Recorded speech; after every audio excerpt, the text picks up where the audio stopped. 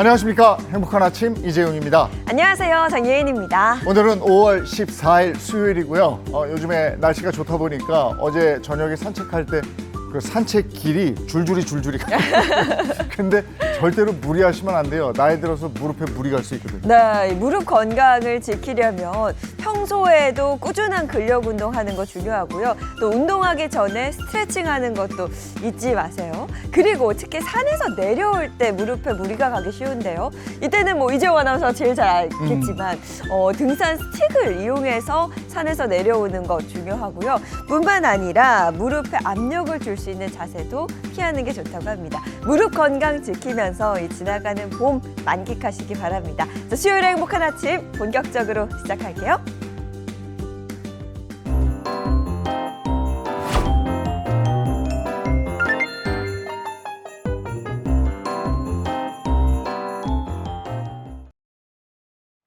수요일 아침에는 어떤 소식이 들어와 있을까요? 모닝픽부터 시작하겠습니다. 김성환 시사평론가와 함께합니다. 어서 오세요. 네, 안녕하세요. 네, 첫 번째 모닝픽 어떤 겁니까? 첫 번째 모닝픽, 백기둔 영끌족입니다.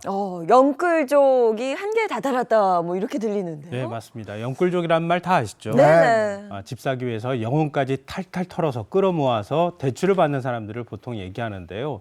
이 영끌족들이 그렇게 해서 집을 샀는데 금리 부담 때문에 굉장히 힘들어하고 있다, 이런 얘기가 되는 겁니다.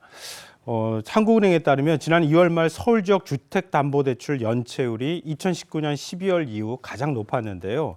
지난 1월 0.34%에 이어서 2월에는 0.35%로 두 달 연속 사상 최고치를 경신했습니다. 조금만 견디면 대출금리 떨어질 거야, 이런 얘기가 있었는데 이게 뭐 안 떨어지고 계속 이러고 있고요. 그러니까 부담이 될 수밖에 없겠는데, 영끌족의 부담이 어느 정도로 큰 상황입니까? 지금 내 집 마련에 성공한 사람들한테 덕담 건네잖아요. 집 사서 좋겠다, 이렇게 얘기하면 어떤 얘기가 돌아옵니까? 이게 내 집이냐? 은행집이지? 이렇게 해서 보통 얘기하는데요. 이게 결코 과장이 아니었습니다. 한국주택금융공사에 따르면 지난해 4분기 서울에서 대출을 받은 사람들이 무려 소득의 40% 이상을 원리금 상환에 사용하는 것으로 나타났습니다. 이 말이 40%지 물가가 올라서 생활비 부담이 크게 높아졌잖아요. 이런 상황에서 소득의 절반 정도를 이자로 내야 한다? 감당이 쉽지 않겠죠. 이렇다 보니 빚상환을 포기하는 경우도 늘고 있는데요. 이 원리금을 3개월 이상 연체할 경우에 금융기관이 재판 없이 영끌에서 산 부동산을 경매에 넘기는 임의 경매 절차도 증가했습니다.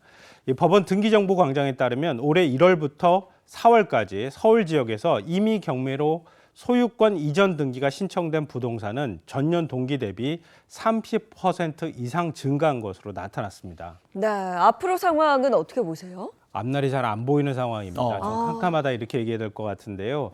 집을 팔고 싶어도, 그러니까 대출 이자 부담이 많은 사람들한테 그런 사람들이 집을 팔려고 집을 내놓으면 집이 거래가 되어야 하잖아요. 부동산 시장이 침체가 되는 바람에 살 사람이 없는 거예요.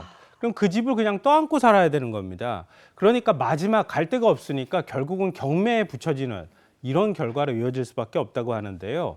더구나 정부는 지금 주택담보대출을 더욱 옥죄고 있는 상황이잖아요. 집값이 올라갔으니까. 오는 7월부터는 소득 대비 원리금 상환 비율인 DSR 규제가 더 강화가 됩니다. 이렇게 되면 대출금 상환 부담이 더 커질 수밖에 없거든요.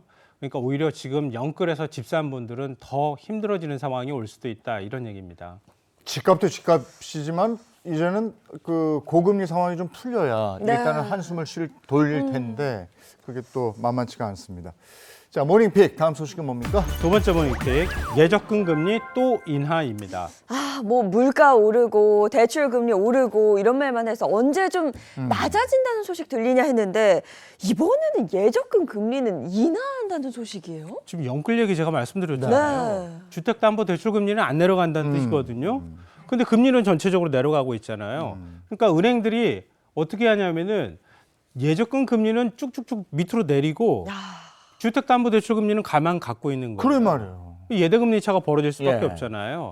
그러니까 이런 일들이 계속되고 있다고 하는 건데요. 국내 한 시중 대형은행이 예적금 금리 상품의 기본금리를 0.1%에서 0.3% 인하를 했고요. 또 다른 대형은행도 정기예금 상품 금리를 0.2% 내렸는데요. 이 3월 말 0.3% 내린 데 이어서 한 달 반 만에 또 내린 겁니다. 이럴 경우에 만기 24개월 미만인 예금금리는 연 2%에서 1.8%로 내려가게 되고요. 24개월에서 36개월 미만은 연 1.8%에서 1.6%로 금리가 낮아지게 됩니다. 이건 뭐 비유적으로 1,000만 원을 예금 적금 들었다고 가정을 하면요. 네. 1년 그냥 통장에 넣어놓으면 한 18만 원 최대 준다는 얘기입니다. 누가 그걸 네. 여기다 넣어놓고 있겠습니까? 근데 이제 대출 금리는 그대로 있으니까 은행의 예대 마진은 더 커지고 은행들은 참 부자가 될 텐데 네. 다른 은행들도 하여간 예금 금리 이렇게 낮추고 다 하는 거예요. 네, 전체적으로 그런 현상이 나타나고 있다고 보시면 되는데요. 은행연합회에 따르면요, 4대 시중은행의 주요 예금 상품 최대 금리가 2.58에서 2.6%입니다. 그러니까 이제는 3%대 금리 상품을 찾아보기 어렵다, 이렇게 봐야 하는 거고요. 이렇게 금리가 낮으면 누가 은행에 돈을 맡기겠습니까? 그러니까 자연스럽게 은행 잔고가 떨어질 수밖에 없는데요. 저축성 예금 잔액이 15조 2,500억 원이나 지금 빠진 것으로 드러나기도 했습니다. 네, 은행의 입장에서는 이탈하는 고객을 좀 잡아야 하는 거잖아요. 그럴 수밖에 없죠. 은행은 좀 속되게 표현하면 돈 장사를 하는 거잖아요. 그러니까 돈이 들어와야 그걸 가지고 또 장사를 하는 거니까. 그러니까 고객 유치는 해야 되는 상황입니다. 근데 금리는 낮죠. 그러니까 은행에 돈을 맡길 사람이 없으니까 고객 확보 경쟁은 또 벌어질 수밖에 없는 상황인데요. 이 특판 상품을 내놓고 고금리로 홍보해서 고객을 유인하는 일들이 계속되고 있습니다. 하지만 우대금리 혜택을 모두 받기엔 조건과 가입 내용 등이 까다롭고 가입하더라도 실제로 받는 이자가 많지 않는 경우도 있거든요. 그러니까 홍보할 때 와, 이거 뭐 한 3%대 이자 준다, 4%대 이자 줍니다, 이렇게 얘기를 할 때 그냥 거기에 그냥 유혹에 넘어가지 마시고 실제 조건은 어떤지 꼼꼼하게 따져보시는 게 필요하다는 얘기입니다. 어떤 은행 보니까 뭐 적금 금리 8% 우대금리 적용 시 이렇게 돼 있는데 네. 그 우대한다는 내용이 이게 안 돼요. 되죠. 네. 이게 일반인들은 안 되는 내용으로 다 돼 있어요. 그러니까 이게 미끼 상품이 아닌가 싶기도 하고 잘 보셔야 될 것 같습니다. 자, 다음 픽은요. 세 번째 모닝픽, 미래를 결정하는 주소지입니다. 주소지가 미래를 결정한다? 이게 무슨 뜻일까요? 이게 조금 서글픈 풍경이 될 수도 있는데요. 어디에 사느냐에 따라 자녀의 미래가 결정될 수도 있다, 이런 얘기입니다. 교육열이 뜨거운 곳 하면 소위 강남 학군을 얘기하잖아요. 강남, 송파, 서초 뭐 이렇게, 또 거기에 양천이나 뭐 광진 이런 지역들을 서울에서 보통 얘기하는데요. 이런 지역 출신 학생들이 좋은 대학을 가고 좋은 직장을 가게 된다, 이런 뜻이 됩니다. 그런데 이런 지역으로 가고 싶어도 갈 수가 없는 게 현실이라는 건데요. 집값이 비싼 것도 비싼 거지만 지금 부동산 규제가 굉장히 강화되어 있는 상황이잖아요. 그러니까 집을 살 수도 없고 전세로 또 갈 수도 없습니다. 전세 물량도 지금 아예 바닥이 났다는 얘기가 나오고 있거든요. 그러니까 교육을 위한 주거 선택권이 일부에게만 허용되고 있는 것 아니냐, 이런 불만의 목소리가 나오고 있다는 겁니다. 그러니까 그 지역이 거래가 묶여 있기 때문에 교육을 위해서 이주를 하려도 그게 안 된다. 그러니까 특정인들한테 이렇게 딱 묶여 있는 거 아니냐. 진입장벽이 너무 높다, 뭐 이런 거예요. 이 서울시가 토지거래 허가고요, 그거 해제했다가 한바탕 큰 홍역을 치렀잖아요. 네. 다시 재지정을 했는데요. 재지정한 지역이 강남 3구와 용산, 그리고 서울 양천 목동 지역입니다. 그러니까 이런 지역 같은 경우에는 아시겠지만 다 교육열이 굉장히 높은 지역입니다. 이럴 경우에 집을 사면 실거주 의무 부과가 생기게 되고요. 그러다 보니까 자연스럽게 집을 산 사람들이 전세 물량을 내놓을 수가 없잖아요. 그러니까 전세 물량이 씨가 말랐다, 이런 얘기가 나오고 있는 겁니다. 그러니까 이 덕분에 집값 급등세는 좀 진정이 되긴 했는데 역으로 돈이 있는 사람만, 자녀 교육을 위해서 투자할 사람만 들어가는 현상이 나타나고 있다는 겁니다. 네, 진입장벽이 오히려 높아진다는 건데요. 이게 대체 어느 정도인 거죠? 이거 말씀드리면 박탈감을 느끼시는 분들이 굉장히 많을 것 같은데요. 2024학년도 서울대 정시 신입생 가운데 강남 3구 출신이 26%를 차지했습니다. 연고대 상황도 크게 다르지는 않는데요. 특히 의대 요즘에 관심이 많으니까 의대 가지고 말씀드리면요. 전국 39개 의대 신입생 가운데 강남 3구 출신 학생이 약 13%를 차지했고요. 심지어 빅5 의대에 들어간 비율은 약 21%에 달했습니다. 그러니까 좋은 학군에서 성장한 학생이 상대적으로 상위 대학에 입학하고 이것이 직업 선택으로 이어지면서 고소득 직업을 얻을 가능성이 높아진다, 라고 얘기할 수 있는데요. 이 과거에 제가 외국 사람이 쓴 책을 봤는데요. 요즘에 이제 그 신입사원들이 입사 지원서 내잖아요. 네. 그럼 인공지능이 걸러냅니다. 그렇잖아요. 근데 외국에서는 우편 번호로 제일 먼저 걸러낸다. 이런 얘기들을 한답니다. 그러니까 우편 번호로 걸을 때 좋은 지역에서 자란 학생들을 먼저 우편 번호로 거르는 거예요. 네네. 그런 현상이 우리나라엔 과연 없을까? 이런 생각이 갑자기 드네요. 부의 세습에 이어서 이제 학벌의 세습인데 그게 동네별로 다르다. 씁쓸하네요. 네. 예, 그러네요. 자, 다음 모닝픽 전해주시죠. 네 번째 모닝픽, 봄바람 부는 결혼 시장입니다. 정말 오랜만에 결혼 관련해서 좀 기분 좋은 소식인 거예요? 네, 앞서 제가 너무 우울한 소식만 전해드린 것 같아서요. 이거는 굉장히 좀 좋은 소식인 것 같아요. 지난해 한국보건사회연구원에서 19세에서 49세 미혼 남녀를 대상으로 설문조사를 했는데요. 10명 가운데 6명이 결혼할 의향이 있다라고 답변을 했다고 합니다. 이건 3년 전보다 한 11%가 증가한 수치인데요. 결혼 생각이 없다는 비율 역시 약 11%에서 6%대로 줄어든 것으로 나타났습니다. 그러니까 결혼을 미루거나 포기했던 젊은 층이 다시 결혼 시장으로 돌아오고 있는 것 아니냐, 이런 청신호가 켜졌다는 전망이 나오고 있습니다. 그럼 결혼에 대한 생각이 이렇게 긍정적으로 바뀌었으면 출산에 대한 생각도 좀 바뀌었을까요? 일단 지금 나타나는 출생률로만 보면은 그렇게 전망이 밝지는 않습니다. 근데 설문조사는 좀 다르게 나왔다고 하는 점에서 좀 희망적인 관측이 나오고 있는데요. 2024년 평균 출생아 수는 0.85명으로 최근 3년간 출생아 수는 점차 줄어들고 있는데요. 근데 이런 현상은 설문조사에서도 일부 확인이 됩니다. 배우자가 있는 경우에 10명 가운데 한두 명꼴인 18%만 출산 계획이 있다라고 답했는데요. 하지만 제가 왜 희망적이라고 말씀드렸냐면 미혼자들의 출산 계획과는 차이가 있었다고 하는 겁니다. 10명 가운데 6명 이상인 약 63%가 미래의 출산 계획이 있다라고 답을 했다는 겁니다. 결혼할 생각이 있는 미혼자가 출산 계획에서도 긍정적인 반응을 보이고 있다. 이런 거니까요. 지금 결혼한 사람들한테는 아이를 낳을 생각이 있습니까? 라고 물어볼 때 그렇게 썩 좋은 반응이 안 나오는데 결혼할 생각이 있습니까? 라고 하는 미혼자들이 질문을 받았을 때 미혼자들은 전 출산 계획 있어요. 이렇게 답변하고 있다고 하는 거예요. 그래요? 그러니까 이건 굉장히 긍정적인 신호라고 하는 거죠. 네, 확실히 뭐 결혼 또 출산 관련해서 인식들이 좀 좋게 바뀌고 있는 느낌이 듭니다. 네. 근데 여기서 멈춰서는 안 되겠죠. 그러니까 보통 이제 왜 결혼 안 하느냐 이렇게 물어보면 경제적으로 여유가 없어서요. 결혼할 여유가 없어요. 맞아요. 뭐 이렇게 얘기하시는 분들이 적지가 않은데요. 그렇기 때문에 전문가들은 결혼과 출산을 가로막는 장애 요인을 빨리 해소를 해주고 주거비와 일자리 등 구조적인 요인도 개선해주면 이런 긍정적인 시그널이 좀 더 커지지 않겠느냐. 그러니까 지금 결혼하지 않은 세대들이 그러니까 이 앞으로 결혼할 때 저 결혼하고 싶어요. 저 아이 낳고 싶어요. 라고 해줄 때 그런 답이 나오게 하려면은 지금 출산 환경이나 이런 것들을 조금 더 좋게 만들어주면 된다. 조금 더 노력하면 되겠다. 이런 걸 좀 얘기해 주는 것 같습니다. 미래에 대한 희망이 있으면 내가 살고 있는 지금 세상보다 우리 아이가 살아갈 미래 세상이 훨씬 더 좋을 거야 라는 생각이 있으면 아이를 낳죠. 그럼요. 근데 내가 지금 사는 세상보다 미래 세상, 내 아이가 사는 세상이 힘들 거야. 내 아이가 힘든 거 싫거든요. 그럼 네. 아이 못 낳는 거예요.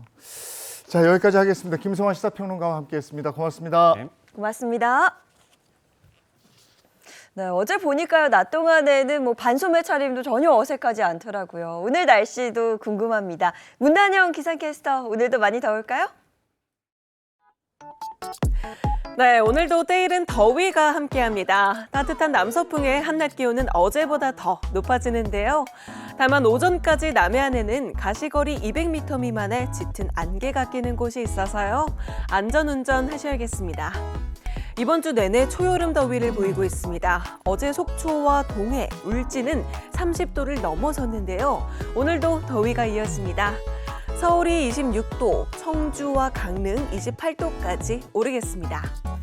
미세먼지도 보통 수준을 보이겠는데요. 대체로 청정해서 환기시키기도 좋겠습니다. 다만 오전 한때 수도권과 대구, 울산은 농도가 짙어지겠습니다. 맑은 하늘 속에 오후 동안에는 햇볕이 강해서 자외선 지수의 오존 농도까지 높겠습니다. 다만 밤부터는 날씨가 급변해 차차 흐려지는데요. 내일 새벽부터 중서부와 제주에 비가 시작됩니다. 오전부터는 영남 곳곳에도 비를 뿌리겠고요. 수도권과 강원에 최고 20mm로 가장 많겠고 그 밖에는 5에서 10mm 정도로 약한 비 수준이 되겠습니다. 비가 내리면서 고온 현상은 한풀 꺾이겠습니다. 오늘까지 중부 서해안과 강원 영동은 강풍이 부는데요. 특히 산간을 중심으로는 안전사고 유의하시길 바랍니다. 지금까지 날씨 전해드렸습니다.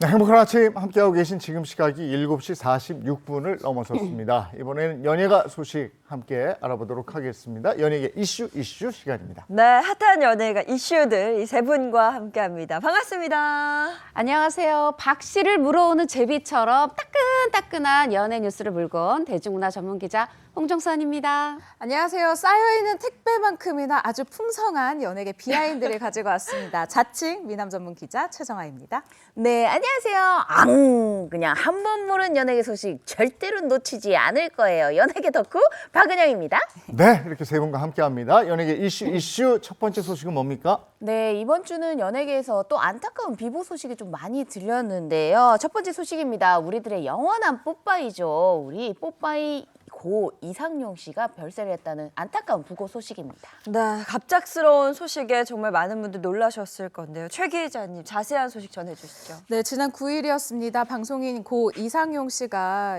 82세의 나이로 별세했다라는 소식이 전해지게 됐는데요. 고 이상용 씨는 지인과 이 동네 병원에서 감기 진료를 받고 돌아오던 중에 서울 서초구 거주지 근처에서 갑자기 쓰러져서 급히 병원으로 옮겨졌는데요. 근데 심정지로 세상을 떠났습니다.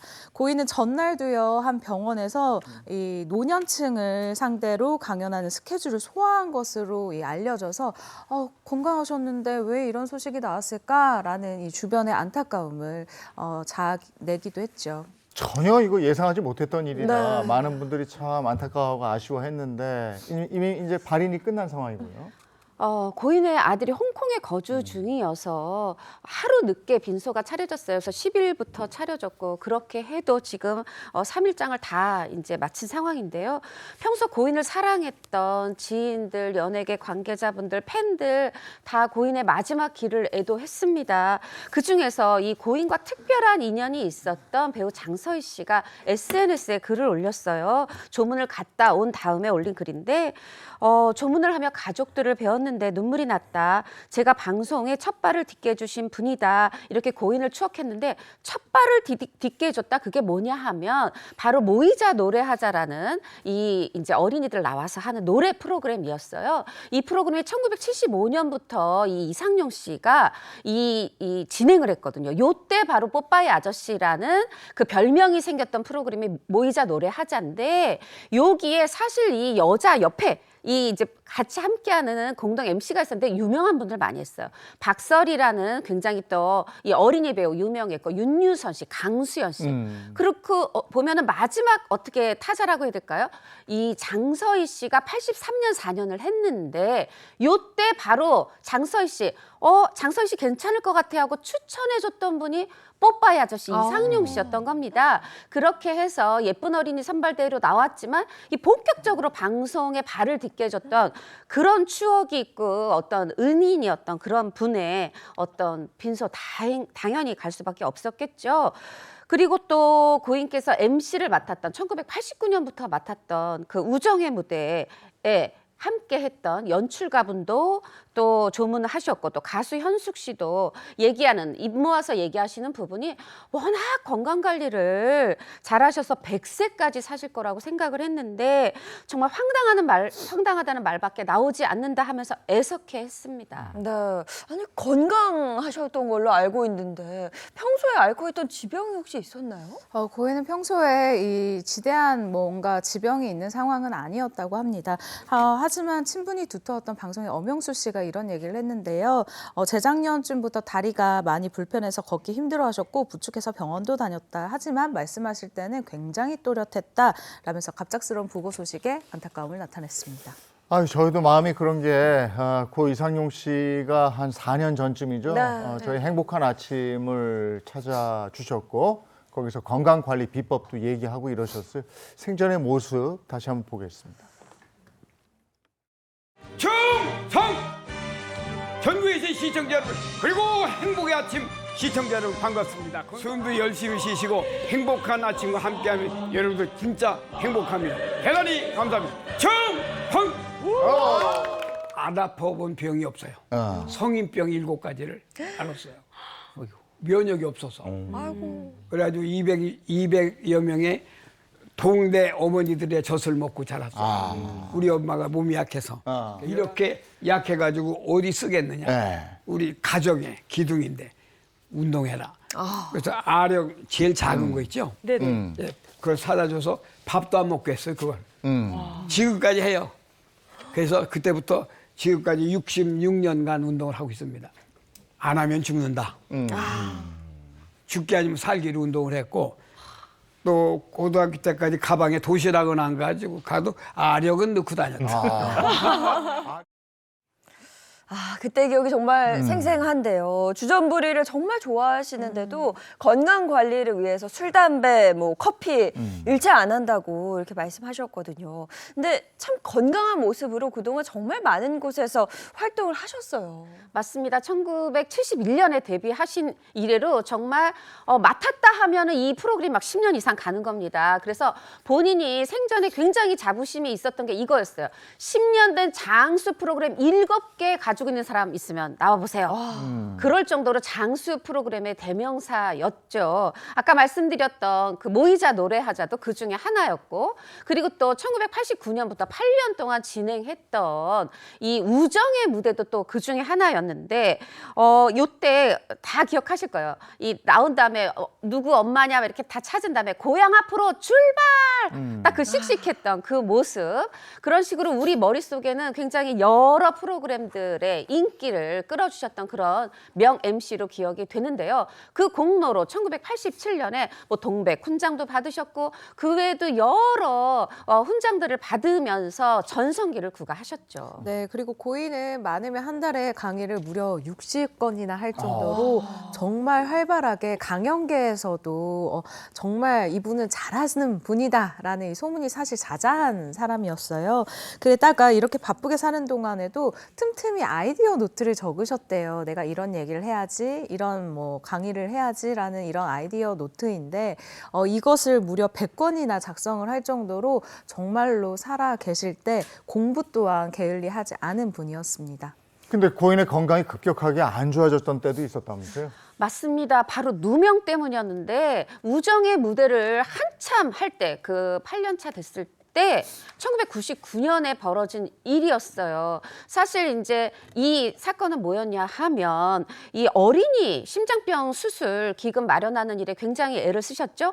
그런데 이 기금을 횡령했다는 누명을 썼던 겁니다. 이후에 무혐의로 밝혀졌어요. 그렇지만 그 아버님 입장에서는 내 아들이 지금 이렇게 좋은 일 하던 아들이 이렇게 돈 횡령하는 사람이 됐잖아요. 그 무죄 판결문을 역 앞에서 사람들 만나면 이거 우리 아들 이상용 뽀빠이 아저씨 이거 무혐의입니다. 그렇게 나눠주고 하다가 병원으로 돌아가셔서 이상용 씨 마음에 큰 한이 됐고, 또 하나는 아까 본인한테 제가 직접 들은 건데 이것도 그 누명만 쓰지 않았으면 당연히 10년 넘었을 텐데 이게 8년에서 멈췄던 게 이 누명 때문이다 또 안타까워 하셨고요. 그런데 사실 그 뒤에 아무리 무죄 판결이 났어도 이게 다시 어떤 MC 자리로 돌아오질 못하셨어요. 그게 너무 속상하셨겠죠. 그래서 그때 그냥 미국으로 떠납니다. 그리고 거기서 하루에 14시간씩 여행 가이드, 야, 이상용 씨가 가이드로 탄 그 관광버스 안이 어떨지 정말 상상해보면 정말 즐거웠을 것 같은데 그걸 하루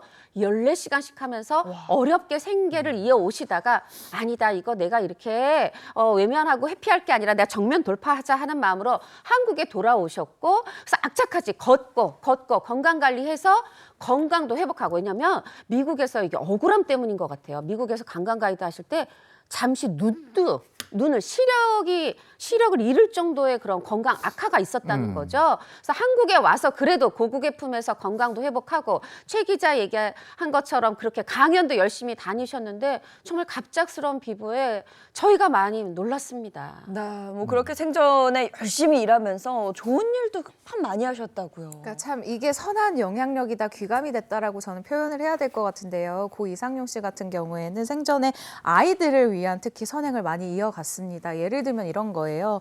한창 MC로 이 활동을 할 때 비싼 수술비 때문에 수술을 못하는 어린 아이를 이제 접하게 됩니다. 이 아이를 보고 당시에 15만 원짜리 새빵살이 그리고 페이가 14,000원 정도밖에 안 됐지만 이 아이를 위해서 1,800만 원이나 하는 심장 수술을 대신 이 비용을 냈다라고 얘기를 하고요. 그리고 이를 시작으로 아픈 아이들이 이렇게나 많구나라는 거를 좀 더 관심이 가게 됐대요. 그래서 와, 심장병 어린이 무려 600여 명의 이 수술비를 지원했다고 하고요. 이 50년이 넘도록 매달 1,000원권을 300만 원어치를 항상 인출을 했대요. 이 돈 가지고 어떻게 하느냐? 저 같으면 로또 샀습니다. 근데 이분은 그런 분이 아니었어요. 주변에 이제 열심히 살아가는 혹은 현재 삶이 어려운 분들을 보면 이걸로 식사라도 사 먹어라. 이걸로 어떻게 뭐 차비라도 해라 라면서 항상 이 온정을 나누는 분이었거든요. 때문에 고 이상용 씨를 보고 친한 분들은 참 이분은 주변의 행복을 나누고자 했었던 아름다운 사람이다라고 평가를 하더라고요. 꼭 한마디만 보태고 싶은 게 아까 무죄 판결문 말씀드렸죠. 네. 이상용 씨가 늘 살아생전에 이 품에다가 그 판결문을 지니고 다니셨어요. 지금 고인이 되셨는데 혹시라도 그 무슨 일 나쁜 일 있지 않았나 이런 오해는 절대 금물입니다. 네, 영원한 우리들의 뽀빠이 아저씨 고 이상용 씨 삼가 고인의 명복을 빕니다. 자, 다음 전해주시죠. 네, 이번에도 또 안타까운 소식을 또 전해드려야 될 것 같은데요. 두 번째 소식은요. 16살에 미국 줄리어드 음대에 조기 입학했던 정말 천재 바이올리니스트잖아요. 유진박 씨의 충격적인 고발 사건입니다. 네, 유진박 씨의 충격적인 고발 사건. 이게 어떻게 된 일일까요? 전자 바이올리니스트 유진 씨가 뭔가 고발장을 접수했다. 그것도 놀라운데 그 대상이 더 놀랐습니다. 바로 본인의 친이모였습니다. 친이모? 아니 어떻게 하다가 친이모를 고발하게 된 거예요? 네, 일단 유진박 씨의 주장부터 먼저 전해드리도록 하겠습니다. 친이모가요, 자신의 동의와 허락 없이 이 자신 명의 부동산 그리고 예금 약 28억 원을 무단으로 사용을 했다라고 주장을 하고 있는 건데요. 여기서 끝이 아니라 유진박 씨가 소유하고 있는 약 56억 원 상당의 미국 재산을 친이모가 무단으로 관리하고 있었고 유진박 씨의 미국 연금 이 보험 수익자가 친이모 본인 그리고 본인의 자녀로 지정을 해놨다라고 주장을 하고 있는 거예요. 반면 이 친이모 측의 주장은 이렇습니다. 아니다. 유진박에게 이 자산 권리 권한을 위임을 받았다라는 아주 팽팽한 입장입니다. 네, 뭐 정말 충격적인 소식이 아닐 수 없는데요. 사실 유진박 씨의 고발 사건 이번이 처음은 아닙니다. 맞습니다. 유진박 씨가 여러 사건에 휘말렸었는데 제일 처음 알려졌던 건 2009년이었어요. 그 전 매니저가 폭행하고 감금했다 이런 소식이 알려졌는데 뭐냐 하면 이게 계약을 했는데 그 뒤에 여관이라든가 말할 수 없는 숙소에다가 거의 감금과도 같은 투숙, 왜냐하면 바깥에 자물쇠가 있어요. 근데 그런 상황에서 뭐 밤무대 유흥업소는 기본이고 그보다 못한 수준의 어떤 아무데나 공연장에 데려가서 막 그 연주를 강요했던 거죠. 그래서 어떤 분이 이걸 촬영해서 알리면서 굉장히 충격을 줬던 게 곱창집에서 사람들 밥 먹고 있는 옆에서 아니 지금 줄리어드 음대 이 유진박 씨가 이때 우리가 또 굉장히 충격을 받았는데 당시에 유진박 씨가 인터뷰에서 이런 얘기를 했어요. 인터뷰에서 입에서 까만 피가 나왔어요. 이렇게 몸으로 막 주먹이죠. 몸으로 나를 때리기도 몸도 막 때리기도 했어요. 이렇게 피해 사실을 밝히기도 했는데요.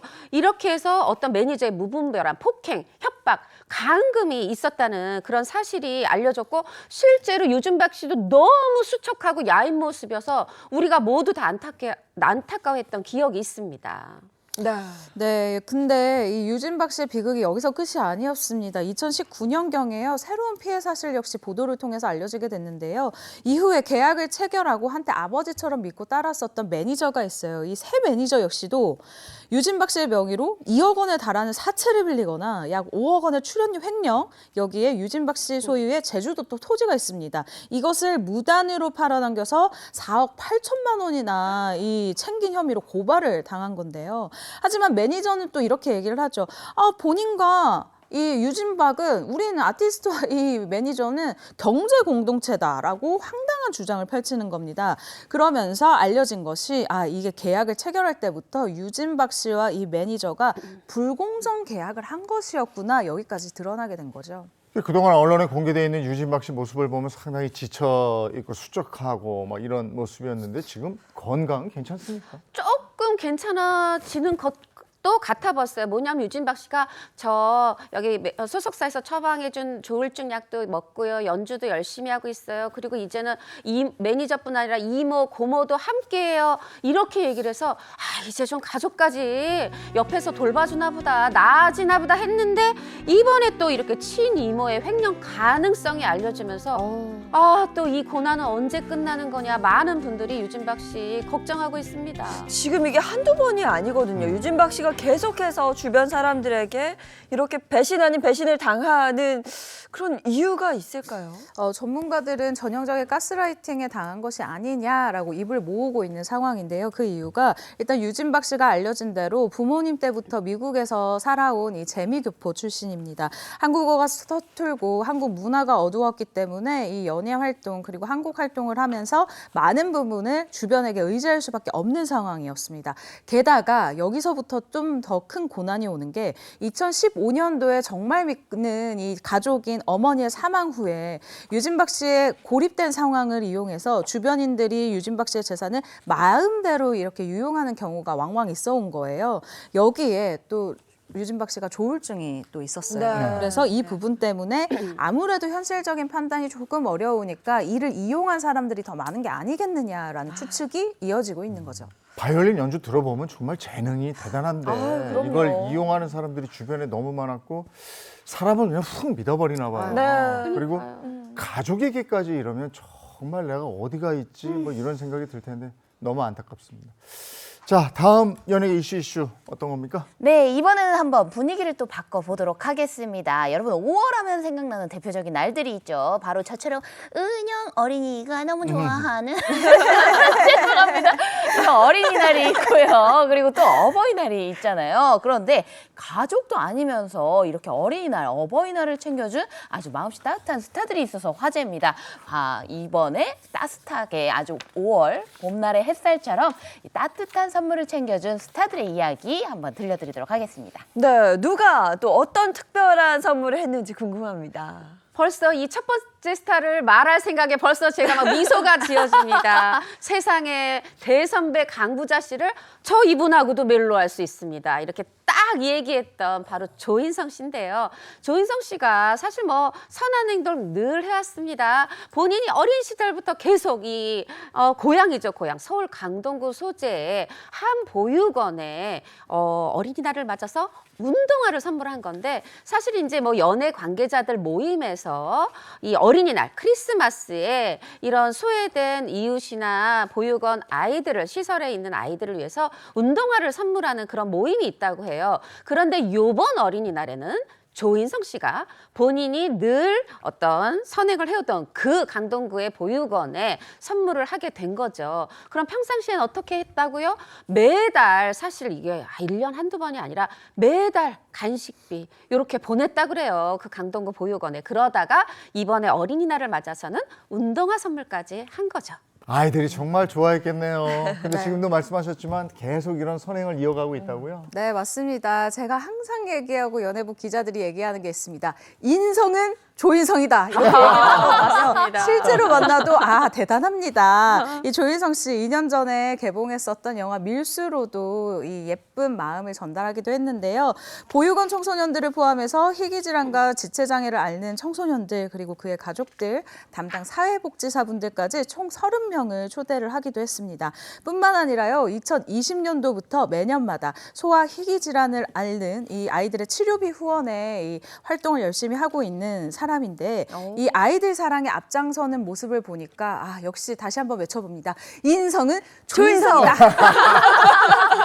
아니 뭐 이러면 뭐 어쩔 수 없네요. 더 좋아하는 수밖에. 어쩔 수 없죠. 어쩔 수가 없어요. 우리가 잘생겨서만 좋아하는 게 아니라니까. 아니 인성은 조인성이 더 좋아해야죠. 뭐. 뭐 어쩔 수 없네요. 근데 이렇게 어린 아이들에게 봄날의 산타가 돼준 조인성 씨 이번에 또 아주 특별한 선물을 받았다고 하던데요? 네, 맞습니다. 우리 조인성 씨 특별한 선물 무슨 선물이 필요할까 싶은데요. 이번에 인성 오빠가 정말 그 인성만큼 아주 특별한 선물을 받았다고 하는데요.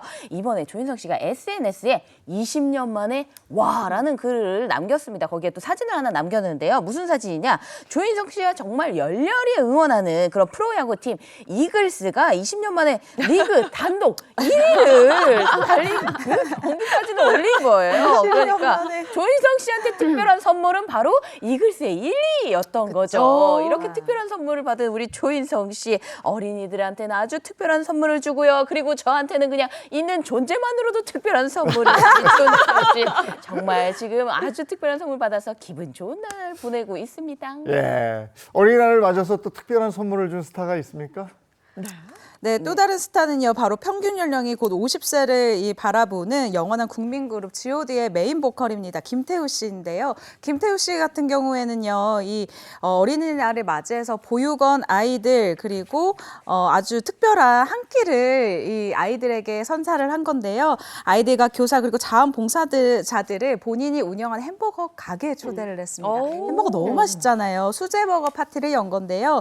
김태우 씨 당일 매장에서 판매하는 모든 메뉴를 무제한으로 제공을 해서 풍성한 점심을 준비했는데 이렇게 사실 어린이날뿐만 아니라 방학과 크리스마스에도 아이들을 초대를 한다고 합니다. 네, 김태우 씨가 이렇게 특별히 햄버거 파티를 여는 이유가 뭘까요? 네, 앞서 말씀드렸지만 햄버거가 아이들이 가장 좋아하는 음식이 아닐까라는 생각이 드는데 아마 그 부분 때문인 것 같아요.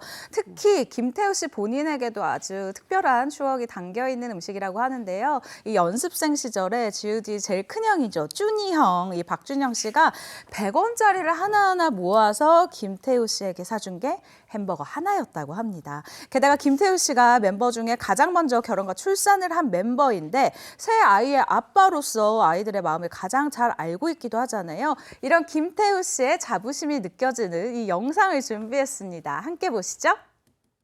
제가 한 26 정도의 검사 한번 해봤거든요. 저는 그때 상위 0.5%인가 그랬어요.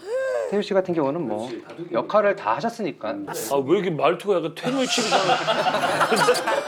제가 동생이거든요. 원래 어렸을 때부터 자녀 계획이 한 3명 이상 정도 됐어? 셋 다 계획이 없었거든. 셋 다 생겨서 난 건데 내가 소율이 임신했을 때 이름을 지을 때 벌써 저렇게 컸어? 소율, 지율, 혜율을 다 지어놨어. 맞아. 똑같이 예를 들어서 뭐 좀 갖다 줄래? 소율이는 이제 완전 철이 들어서 네 아빠 그러면서 이제 가져다 주고 뭐 지율이는 이제 놀고 싶으니까 아빠가 가져와 뭐 이렇게 하고 아들은 이제 듣지도 않지. 너 닮은 거야 그러면 내 애는 나 닮아서 잘할 거야.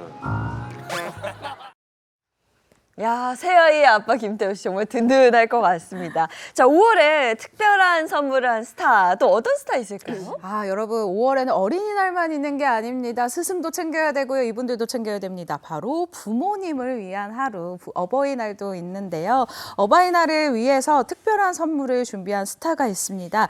존재만으로 국민에게 효도를 하는 스타가 아닐까라는 생각이 드는데요. 어버이날 팬카페에 짠 하고 나타나서 팬들에게 다정한 안부를 물은 이 사람, 다들 들으면 눈치를 채실 텐데요. 한번 준비를 해봤습니다. 오늘은 저를 응원하고 기다려주시는 여러분 생각이 더욱 짙은 날입니다.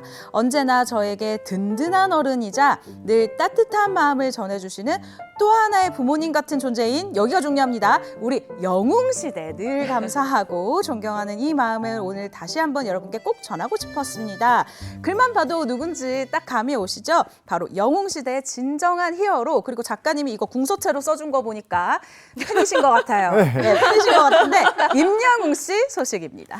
임영웅 씨는 뭐 임영웅 씨 팬들한테는 존재 자체가 뭐 희망이고 뭐 기쁨이고 이렇다면서요. 그렇죠. 맞아요. 그냥 가만히 있어도 선물인데 세상에 방금 최 기자 소개한 것처럼 팬카페에다 이렇게 자필 편지로 또 이렇게 편지를 공개해서 또 마음을 아주 또 기쁘게 했죠. 거기다가 SNS에는요. 도자기 공방에서 뭔가를 만드는 듯한 이 사진을 올려서 어머 또 누굴 주려고 뭘 만드는 거야 팬들의 마음을 설레게 했는데 사실 또 요번 어버이날 말고 지난해를 뭐 했나 생각해보면 요게 또 융당 폭격입니다. 뭐냐 하면 지난해 바로 2억 원을 기부를 했는데 저소득층과 취약계층을 위해서요. 누구 이름으로 했느냐가 중요해요. 임영웅 아니고 영웅시대 이름으로 2억 원을 기부한 거예요. 세상에 이 정도 팬 생각하는 이 임영웅의 팬사랑, 이 폭격에 정말 팬들 마음이 뭐 나만 할 일이 있겠습니까? 너무 행복할 것 같네요. 이것 봐요. 또 이러니까 좋아할 수밖에 없잖아요. 좋아하지 않을 수 없습니다. 근데 임영웅 씨는 이렇게 팬들에게 잘하는 것뿐 아니라요. 찐 효자로 또 유명하다고 합니다. 네, 맞습니다. 임영웅 씨가 많은 분들에게 알려진 바와 같이 정말 본인의 이 어머니에게도 정말 잘하는 효도 일을 잘하는 인물이기도 한데요. 과거 어머니를 생각하는 마음을 바로 이곳입니다. 바로 요 땅입니다. 요 스튜디오 요곳에서 스튜디오에서 우리 행복한 아침에서 이야기를 해준 바가 있는데요. 함께 보시면서 대리효도 만끽하시죠. 아버님은 아버지를 이제 제가 어릴 때 5살 때 5살 때? 네, 교통사고로 좀 돌아가셔가지고 그 생계 유지하면서 사신 거예요? 둘이서? 형제는 네, 없이? 그때 이제 아버지 돌아가시고 어머니가 이제 충격도 받으시고 또 이제 자신이 기술이라도 배워서 좀 아들 먹여 살려야겠다 싶어서 저를 일단 큰 삼촌 댁에 한 2년 정도를 맡기셨어요. 초등학교 입학 전까지 맡기셔서 그때 엄마랑 떨어져 살았는데 제가 아직도 기억나는 거는 그 조그만 유치원생이 그 유치원 가방에 엄마 사진이 매달려 있었어요. 그 증명 사진이. 그 엄마의 얼굴이 아직도 기억이 나는데 유치원 가기 전에 그거 보면서 울고 갔다 와서 그거 보면서 울고 그랬던 기억이 아직도 생생합니다. 그때 이제 큰애 숙모도 20대셨을 텐데 본인 아이도 이제 2명이나 있으신데 얼마 그때 딱 IMF 때였거든요. 아이고.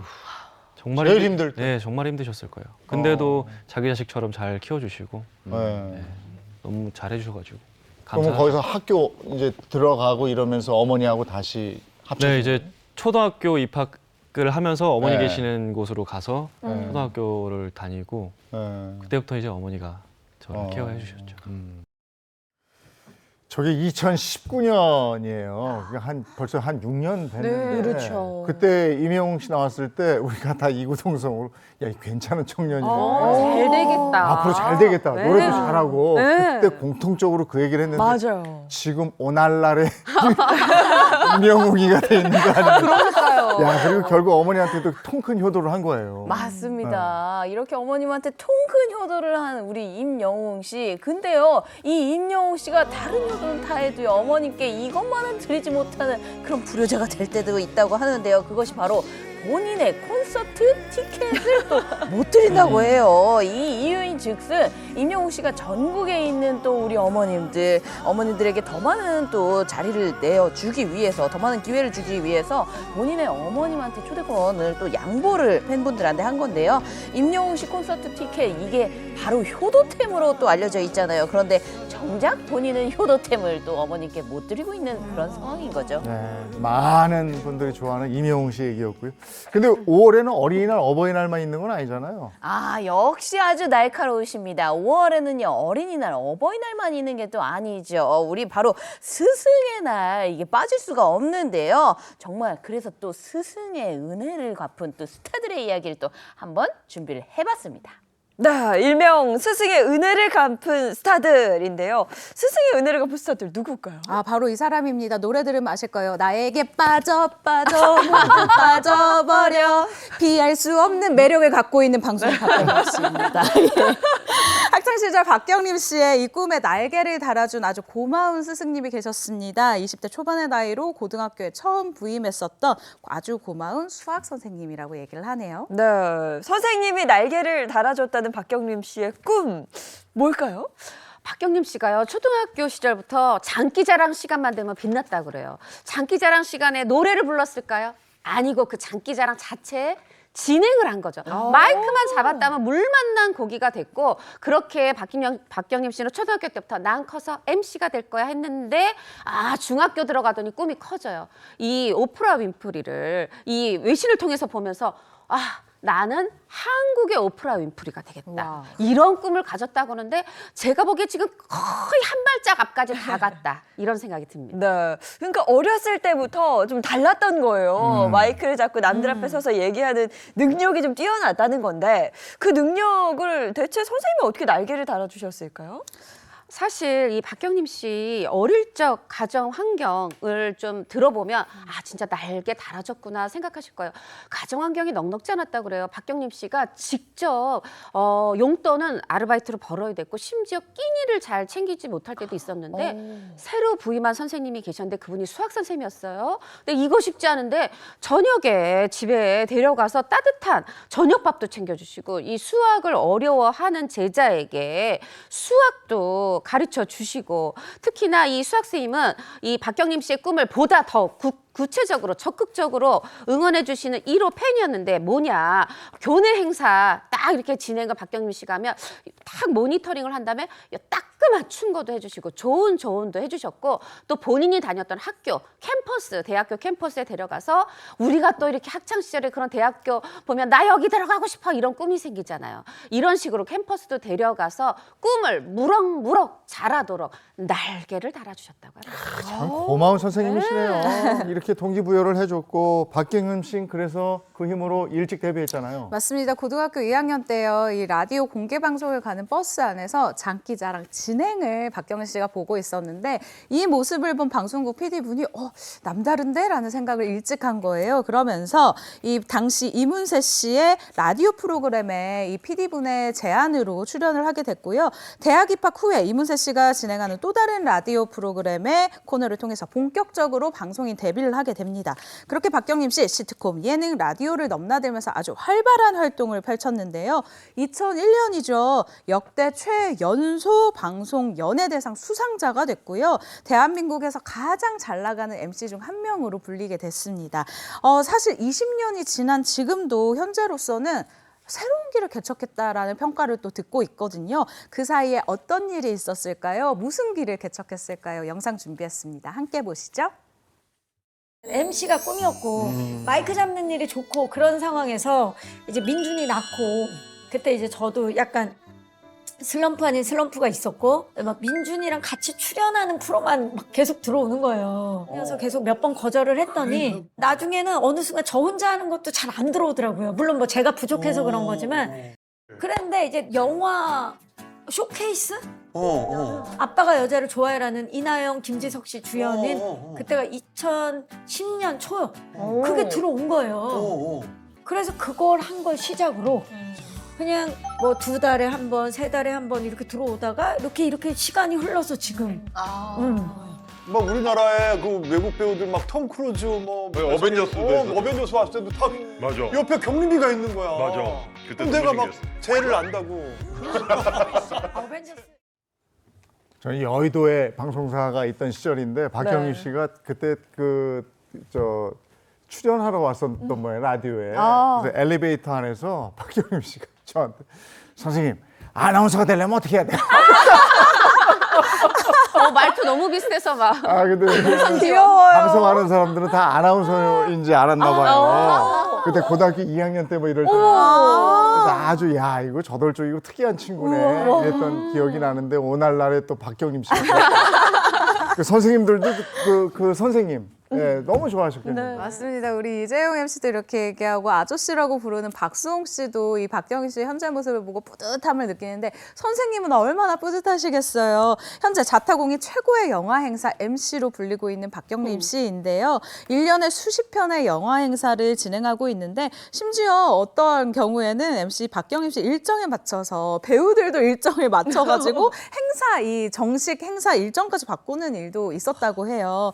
하지만 박경림 씨 선생님의 이 믿음과 지원을 아직까지 기억하고 있는 아주 고마운 학생인데요. 최근 박경림 씨 출연과 이 크리에이티브 디렉터를 맡은 이 뮤지컬이 좀 지금 사람들과 만나고 있습니다. 그런데 이 공연 티켓을 사비로 구입해서 100명의 자립 준비 청년들을 초대를 했죠. 근데 이 이유가 이거예요. 누군가의 꿈을 이루는데 조금이라도 도움이 되는 사람이 되는 게 꿈이라고 하는데 자신이 좋은 사람이 돼서 영향력을 나누는 것, 이게 바로 스승에게 받은 은혜를 갚는 길이라고 생각을 한 것 같습니다. 스승의 은혜를 갚는 또 다른 주인공도 만나봐야 되겠죠? 네, 또 다른 주인공은요. 지난해 모교에다가 꽃다발을 보내고요. 그리고 모교에 있는 학생들을 또 본인의 콘서트에 세운 정말 스승의 은혜를 제대로 툭툭툭 갖고 있는 찬또배기 이찬원 씨입니다. 이찬원 씨는 학창 시절에 뭐 굉장히 모범생이었던 학생으로 알려져 있죠. 네, 이찬원 씨는 학창 시절 내내 12년 동안이나 계속해서 반장 그리고 전교 회장을 놓치지 않은 모범생 중에 모범생으로 알려졌는데요. 최근 이찬원 씨의 놀라운 학창 시절 생활이 더 공개됐습니다. 이찬원 씨가 야간 자율학습 후에 친구를 만나러 가던 길입니다. 데이트 폭력을 당하던 여성을 목격하게 된 거예요. 그래서 이 남성 취객으로부터 여성을 떼어내고 신고 후에 경찰이 올 때까지 계속해서 이 여성을 지켰다, 자리를 지켰다라고 얘기를 하는데요. 이 일로 지역구 의회에서 표창까지 받은 그야말로 정의로움까지 갖춘 학생이었다라는 사실이 밝혀졌습니다. 야, 모범 학생이고 공부도 잘하고 거기에다가 정의롭기까지. 대단한데요? 정말 이찬원 씨는 나쁜 얘기가 없어요. 다 물어보기만 하면 칭찬만 나오는 그런 가수인데 고등학교 때요. 이 토론하는 그 동아리를 했다고 그래요. 토론 동아리 활동으로 사회 이슈에도 굉장히 해박한 지식을 갖췄다고 뽐냈다고 하는데 다 일단 사회 하나 잡았습니다. 그리고 여기에 대학 진학을 경제금융학부로 갔어요.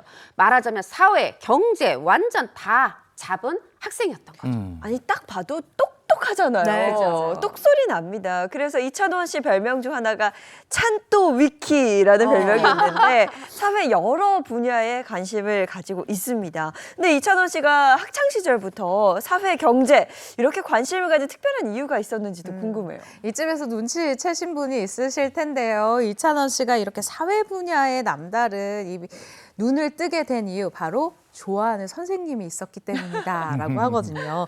이찬원 씨 고3 때 담임 선생님이었던 사회 선생님을 좋아해서 고등학교 3학년 내내 이 사회 관련 과목은 전교 1등을 놓친 적이 한 번도 없다고 합니다. 그러면 우리가 선생님이 되게 예쁘셨나 보다, 되게 상냥하셨나 보다 이렇게 생각하기 쉽잖아요. 자, 아닙니다. 오해인 게 이 선생님이 남자 선생님이셨고요. 존경하는 선생님에게 더 잘 보이기 위해서 그 과목을 정말 열심히 공부를 했었다고 해요. 왜 선생님 좋아하면 그 과목을 좋아하게 되고 그래서 네. 더 잘하게 되잖아요. 예. 맞습니다. 게다가 이 이찬원 씨가요, 가수지만 사실은 의학, 여행, 음악, 사회 이런 분야의 어떤 프로그램들 진행을 MC를 섭렵한 그런 이력도 있는데요. 어떻게 보면 선생님이 학창 시절부터 이때부터 이미 끼를 알아봐 주신 게 아니었던가 싶은데 그래서 소개해드립니다. 이찬원 씨의 고3 때 생활 기록부를 보니까 이렇게 써 있어요. 이기적이지 않고 상대방을 배려하는 마음가짐을 지닌 상태로 친구들을 대하다 보니 자연스럽게 친구들의 호감을 받으며 다양한 예능적인 끼를 가지고 있는 학생으로 학교 장내 축구대회, 학교 장배 축구대회 교내 중계를 맛깔나게 함.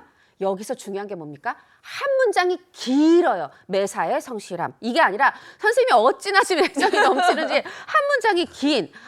어떻게 보면 요때부터 어떤 그 재능을 알아봐 주신 것 같고 예능적 재능을 실제로 이찬원 씨 생각해 보면요. 이게 학창 시절에서 끝나는 게 아니라 가수인데 올해 연예인상 또 그 올해 예능인상, 연예 대상 이런 걸 받았어요. 두루 섭렵하고 있는 해박한 지식 덕분이 아닌가 싶네요. 네. 저는 야구 중계하는 거 보고 진짜 깜짝 놀랐어요. 축구 중계도 잘하다. 스포츠 캐스터 역할도 너무 잘하더라고요. 못하는 게 없는, 다 잘하는 이찬원 씨 이야기까지 짚어봤고요. 자, 지금부터는 스타의 굴곡 많은 삶을 찬찬히 짚어보는 토크로 풀어보는 이 스타의 인생극장 시간입니다. 네, 스타의 인생극장 오늘의 주인공은요. 81세의 나이로 최근 가장 핫한 그런 스타로 떠오른 분입니다. 자, 제3의 전성기를 맞이한 용녀 선우용녀 씨입니다. 야, 요즘에 선우용녀 씨 일상이 굉장히 또 화제를 모으고 맞아요. 화제를 모으고 있어요. 개인 채널을 새로 시작했는데 어떤 영상요? 조회수가 200만이 넘습니다. 이러면서 최고령 인기 유튜브다, 너튜버다 이런 얘기를 듣고 있거든요. 그럼 뭘 올리길래 이렇게 조회수가 높나?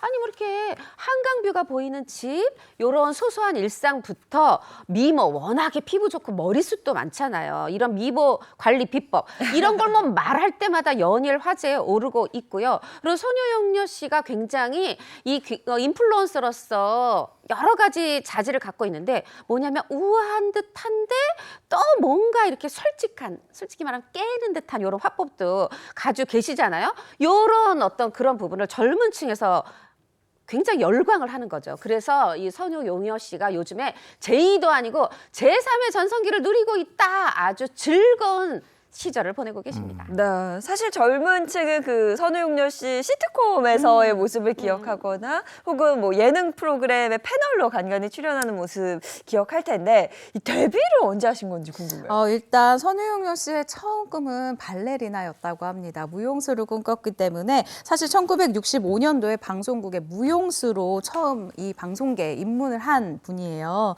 하지만 미모가 너무 눈에 띄는 겁니다. 무용보다 이제 얼굴에 더 관심이 가는 건데 드라마 삼국라인이라는 사극의 여주인공으로 바로 캐스팅이 됐고요. 곧장 스타로 발돋움했다고 합니다. 야, 그게 곧장 스타가 됐는데요. 이 선우용녀의 인기가 그때 얼마나 대단했냐면요. 선우용녀 씨가 가진 우리나라 제1호 연예인이라는 타이틀이 하나가 있는데요. 그게 뭔지 한번 사진으로 제가 또 준비를 해봤습니다. 자, 이 사진을 한번 또 보시면요. 여기 차가 있고요. 그리고 차 옆에 있는 분이 바로 선우용녀 씨인데요. 이게 무슨 사진이냐? 1971년 국내 최초로 출시된 이 차의 모델로서 선우용녀 씨가 국내 최초 레이싱 모델로 등극이 된 거죠. 우와. 그 당시에 선우용녀 씨가 이 또 신차를 선물을 받았다고 하는데요. 그 당시에 차값이 100만 원이었다고 해요. 근데 지금 100만 원 아니죠. 그 당시에는 이 돈이면요.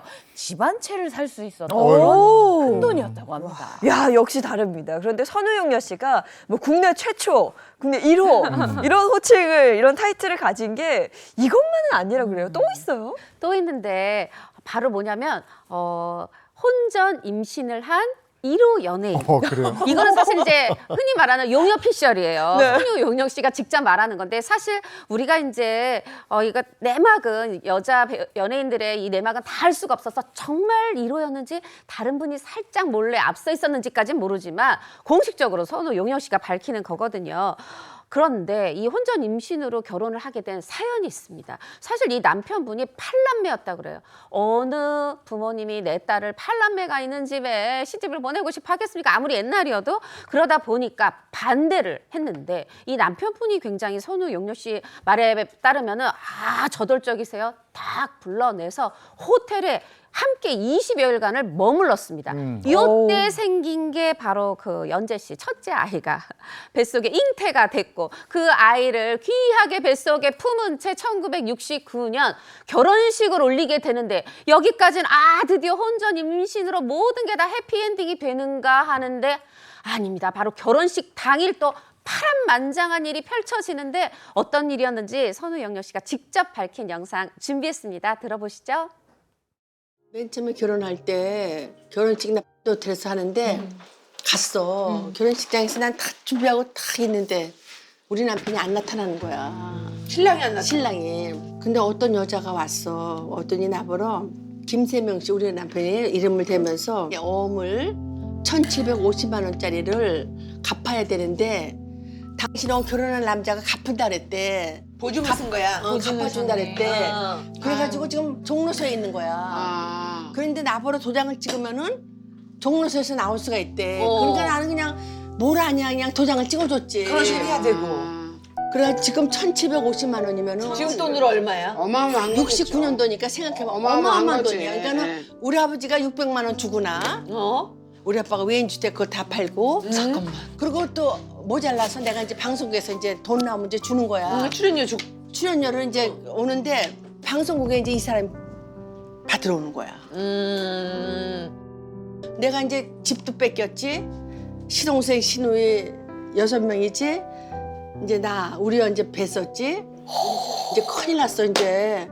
우리 엄마한테도 말도 못하고 이제 이렇게 남산에서 이렇게 앉아 있는데 어머 나만 집에 왔구나. 이거 어떻게 하면 좋냐 이렇게 됐는데 친정을 7, 8년을 안 갔어. 왜? 전화로 엄마 별일 없지? 그럼 우리 엄마가 뭐라 그러냐면 엄마 생일날 못 가서 어떻게 아니다. 네가 노는 날이 내 생일이다. 열심히 일해라. 우리 엄마 그것뿐이야. 1969년에 1,750만 원의 빚이 생긴 거예요. 근데 아까 우리가 얘기했잖아. 1971년에 자동차 값이 100만 원이었는데 그 100만 원이 집 한 채 값이다 이랬단 말이에요. 이거 얼마 가치가 있는 거예요? 그쵸. 말씀 주신 대로 당시 1,750만 원이면 거의 집을요 17채에서 18채를 살 수 있는 돈이에요. 지금으로 생각하면 너무너무 큰 돈이잖아요. 실상을 알고 보니까 선우용녀 씨 남편이 존경하는 분의 빚을 떠안았고 그게 결국 결혼식 당일 선우용녀 씨에게까지 책임이 전가된 상황이었습니다. 결국 이 선우용녀 씨 이 빚을 갚아야 되잖아요. 남편을 이제 경찰서에서 내가 데리고 나오겠다 약속을 한 거잖아요. 친정 아버지가 집을 팔아 600만 원을 갚아주시고 선우용녀 씨는 이 남은 빚을 갚기 위해서 영화 6편, 드라마 2~3편을 동시에 찍을 정도로 정말 들어오는 일들을 닥치는 대로 소화를 했대요. 그러면서 이 당시에 선우용녀 씨 소원이 내가 좀 잠을 푹 자면 너무 좋을 것 같다. 아주 소박한 이런 소망을 가지고 있었다고 합니다. 그럼 이렇게 열심히 일해서 돈은 다 갚은 거예요? 선우용녀 씨 아버지가 600만 원 주셨죠. 출연료 꼬박꼬박 모아가지고 돈은 갚았죠. 근데 사실 살 데가 없어서 집 다 파한 상황이었잖아요. 정말 살 집이 필요한 거죠. 근데 옛날에는 개라는 게 있었잖아요. 개를 들면 내가 돈을 다 붓지 않아도 먼저 받을 수 있잖아요. 그 돈으로 그래도 식구들이 살 아파트를 사게 되는데 집을 그게 현재 구반포인데 요걸 250만 원을 줬는데 8개월 만에 800만 원이 되는 걸 보고 부동산에 눈이 선우용녀 씨가 딱 떠진 거죠. 그래서 그 다음부터 시간이 날 때마다 열심히 집을 보러 다녀서 12년 뒤에는 무려 집을 4채 갖게 됐다. 물론 빚은 다 갚은 뒤였습니다. 야, 그때 이게 250만 원, 800만 원이었어요. 네. 근데 지금 반포 거기 그 자리에 있는 우와. 얼마 전에 30몇 평이 70억에 팔렸다는 거. 야, 이러니 부동산을. 네. 어쨌든 선우용녀 씨가 이렇게 해가지고 또 돈을 많이 벌었는데 근데 또 뭐 이걸 내려놓은 사건이 있었어요? 네, 맞습니다. 1982년이죠. 이제 경제적인 여유가 생긴 선우용녀 씨예요. 그런데 돌연 미국으로 떠납니다. 선우용녀 씨는 왜 갑자기 이런 선택을 했을까요? 직접 이야기 들어보시죠. 어느 날 우리 딸이 날 보러 엄마 옆집 엄마는 왜 집에 있어 이러더라고요. 그때 정신이 번쩍 나더라고요. 그리고 학교를 한 번도 가본 적이 없어. 네. 졸업할 때까지. 굉장히 내가 그때 잘 나갈 때요. 네. 잘 나갈 때인데 내가 딱 빼달라 그랬어요. 네. 빼달라 그러고 이제 내가 요리학원을 1년 다녔어요. 왜요? 왜냐하면은 미국 가면 식당을 해야 되니까. 네네. 그래가지고 미국 가서 봉제 공장 하고, 네. 그다음에 식당 하고, 네. 그다음에 내가 또 배달사에서 미용 배우고. 근데 그래서 좀 생활이 쉽지는 않으셨겠어요. 그래서 미국에서 네. 그럼요. 그렇죠. 쉽지 않았죠. 이제 딱 말아먹고 나서 미용학교 다니고 그럴 때 이거 어떻게 살지? 파출부를 하자. 이런 생각이 딱 들더라고. 그럼 2,000불 그렇게 받아요. 그 당시에. 그럼요. 그러면 충분히 내가 살 수가 있겠더라고. 그런데 이제 미장원에 취직이 됐잖아요. 그래서 미장원 보름을 이제 일하는데 역사는 흐른다는 그 KBS 드라마가 있었어요. 1년짜리가. 난 안 올라 그랬어요. 근데 우리 딸이 엄마 이제는 엄마가 돈 번다 생각하지 말고 그냥 이제 취미를 하는 거로 가면 안 돼 이러는데 그때 내가 우리 딸하고 우리 아들이 섭섭하더라고. 그냥 7년 동안 막 태워다주고 태우고 그렇게 다 했는데 이게 내쫓네 이런 생각이 탁 들더라고요. 막 그 진심이 느껴집니다. 대화 속에서. 아이들의 행복을 위해서 미국행을 선택하셨던 것처럼 다시 한번 또 생계를 위해서 한국에 돌아오는 선택을 하신 거예요. 그게 바로 1989년이었고 역사는 흐른다였는데 요 뒤에 어떻게 보면 크게 또 터집니다. 일타로 끝난 게 아니라 바로 시트콤에서 이 남편분이 오지명 씨가 영영야 이렇게 부르면 몰라 아유 몰라 이렇게 얘기했었던 똑같아요. 네. 이거가 유행어가 되면서 제2의 전성기가 왔고 그렇게 해서 수많은 광고가 또 밀려 들어오고 그래서 그냥 다 말아먹으면서 다 팔아치웠던 그 아파트 다시 다 사들이셨다고요. 근데 이렇게 바쁘게 살면서 집안을 다시 일으킨 선우영료 씨가 미안한 사람이 있다면서요? 네, 선우영료 씨가 지금도 떠올리면 눈물이 날 것만큼 이 굉장히 생각나는 사람이 있다라고 했는데요. 바로 2014년도에 사별한 남편이었습니다. 어떤 사연일까요? 함께 들어보시죠.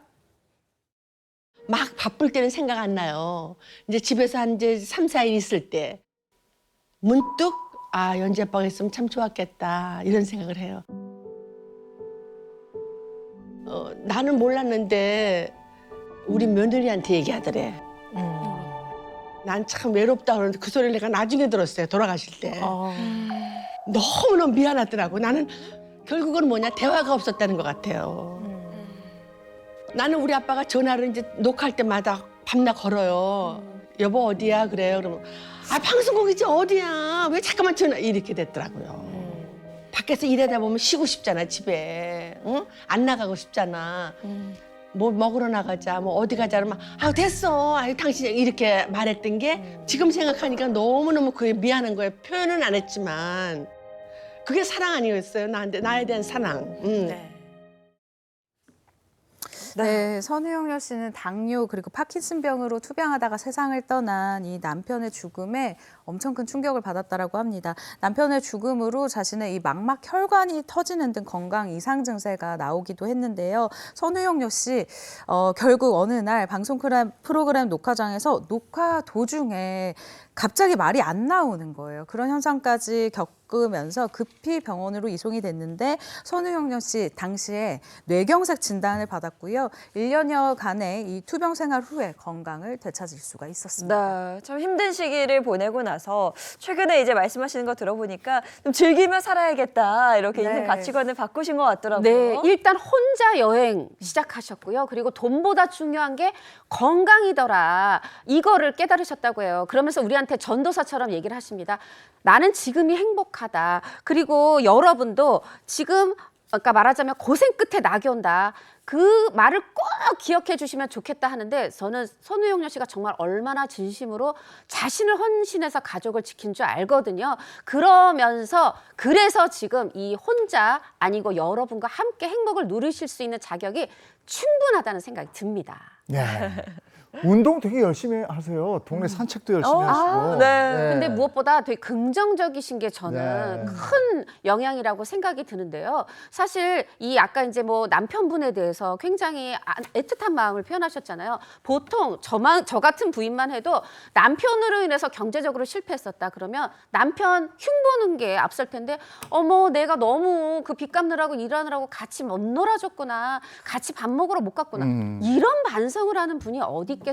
저는 이 모든 게 자식, 남편 뭐 다 할 거 없이 우리를 대하실 때도 그러시는데 긍정적 마인드 배웠으면 좋겠습니다. 네. 선우영료 씨 얘기까지 해봤습니다. 고맙습니다. 고맙습니다. 감사합니다. 네, 이어서 오늘 날씨 알아보도록 하겠습니다. 문단영 기상캐스터 나와주세요.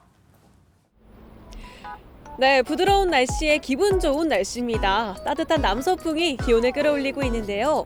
맑은 하늘에 벌써부터 따스한 햇빛이 내리쬐고 있습니다. 현재 서울의 기온은 17.7도로 높게 나타나 있어서 아침에도 외투가 필요 없을 정도입니다. 이번 주 내내 초여름 더위를 보이고 있습니다. 어제 한낮에는 강원과 경북 지역 곳곳으로 30도를 웃도는 지역도 있었는데요. 오늘도 덥습니다. 서울이 26도, 청주와 강릉 28도까지 오르겠습니다. 미세먼지도 보통 수준인데요. 대체로 청정해서 창문 열고 환기시키셔도 되겠습니다. 다만 오전 한때 수도권과 대구, 울산을 중심으로는 일시적으로 미세먼지 나쁨 수준을 보이겠습니다. 맑은 하늘 속에 오후 동안엔 햇볕도 강하게 내리쬐면서 자외선 지수와 오존 농도도 높게 나타나겠습니다. 다만 밤부터는 전국이 차차 흐려지겠는데요. 내일 새벽부터 중서부와 제주에 비가 시작되기 때문입니다. 그 밖에 오전에는 영남 지역에도 곳곳에 비를 뿌리겠는데요. 수도권과 강원에 5에서 20mm 정도로 양이 가장 많겠고요. 그 밖의 지역은 5에서 10mm 정도의 약한 비 정도입니다. 이렇게 비가 내리면서 한낮의 더위는 잠시 주춤하겠습니다. 오늘까지 중부 서해안과 강원 영동에는 바람이 강하게 불겠는데요. 특히 산간 지역을 중심으로는 안전사고 유의하시기 바랍니다. 지금까지 날씨 전해드렸습니다. 벌써 이제는 한낮은 여름이에요. 더워요. 네. 근데 벌써 이렇게 더우면 나중엔 어떡하지? 네, 걱정이 되기도 합니다. 오늘도 좋은 하루 보내시고요. 저희는 내일 아침 7시 30분에 돌아올게요. 행복한 아침, 행복한 하루 되십시오. 고맙습니다. 고맙습니다. 즐거운 밤의 세상 Save next channel A